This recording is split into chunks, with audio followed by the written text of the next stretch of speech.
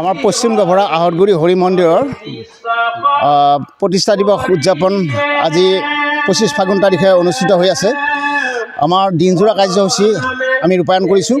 ইতিমধ্যে আমাৰ 1980 চনতে অনুষ্ঠিত এই মন্দিৰটি আজি প্ৰায় 46 বছৰ অতিক্ৰম কৰিলে আৰু সেইলৈ আমি ফাগুন মাহৰ 25 তাৰিখে এই অনুষ্ঠানটো উদযাপন কৰোঁ। আৰু ইতিমধ্যে আমাৰ বিভিন্ন কাৰ্যসূচী অনুষ্ঠিত হৈ গৈছে। ৰাতিপুৱা পতাকা উত্তোলন কাৰ্যসূচী ৰূপায়ণ হৈছে, তাৰপিছতে স্মৃতি তৰ্পণ, লগতে বৃক্ষৰোপণ, তাৰপিছতে আমাৰ সকলোৰে হিয়াৰ আমঠু প্ৰাণৰ শিল্পী জুবিন গাৰ্গদেৱৰ শ্ৰদ্ধাঞ্জলি অনুষ্ঠানো আমি ৰূপায়ণ কৰিছোঁ। আৰু লগে লগে আমাৰ ভাগৱত পাঠ অনুষ্ঠান বৰ্তমান চলি আছে। গতিকে আমি আমাৰ এই অনুষ্ঠানত বিভিন্ন অঞ্চলৰ পৰা ভক্তপ্ৰাণ ৰাইজ আহে, ভক্ত আহে, যথেষ্ট সমাগম দেখা পাইছোঁ। প্ৰতি বছৰো এনেকুৱা ধৰণৰ সমাগম দেখা পায়।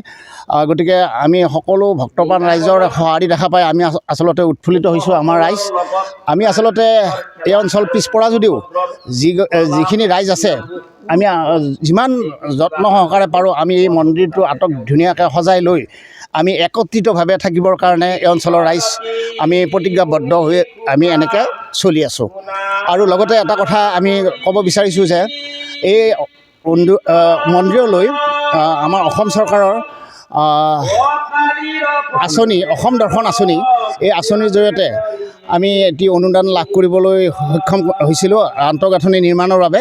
এই অনুদান লাভ কৰাৰ ক্ষেত্ৰত আমাৰ স্থানীয় বিধায়ক চিপাঝাৰ সমষ্টিৰ বিধায়ক মাননীয় ডক্টৰ পৰমানন্দ ৰাজবংশীদেৱৰ যথেষ্ট সহায় সহযোগিতা আছে। আৰু এই চেগতে আমি এই চৰকাৰখনলৈ এনেকুৱা ধৰণৰ যে আমাৰ মন্দিৰৰ আন্তঃগাঁথনি নিৰ্মাণৰ ক্ষেত্ৰত অকল আমাৰ মন্দিৰেই নহয়, সমগ্ৰ অসমৰ মন্দিৰবিলাকত এনেকুৱা ধৰণৰ আন্তঃগাঁথনি নিৰ্মাণ কৰি ৰাইজক এনেকুৱা একত্ৰিত হোৱাৰ এটা সুযোগ প্ৰদান কৰিছে।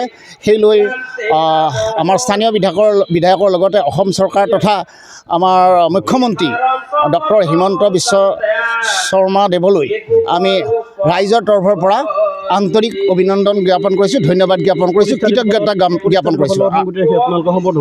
সংগতি ৰাখি আমাৰ প্ৰতি বছৰে এটি সম্বৰ্ধনা অনুষ্ঠান আয়োজন কৰা হয়।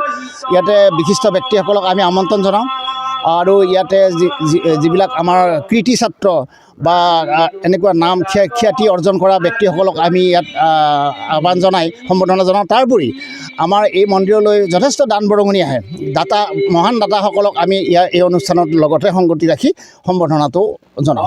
ধন্যবাদ।